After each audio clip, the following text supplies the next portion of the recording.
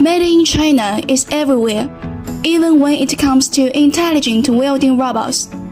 Right now, in Russia, 12 sets of GBZZ's smart welding workstations are hard at work, welding all kinds of structured steel for buildings.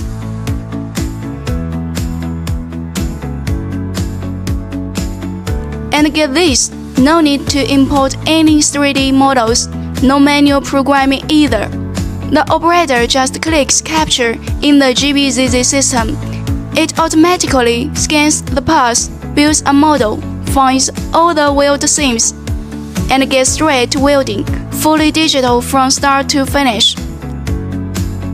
Just look at the weld quality. Compared to manual welding, the robot's performance is super stable and consistent.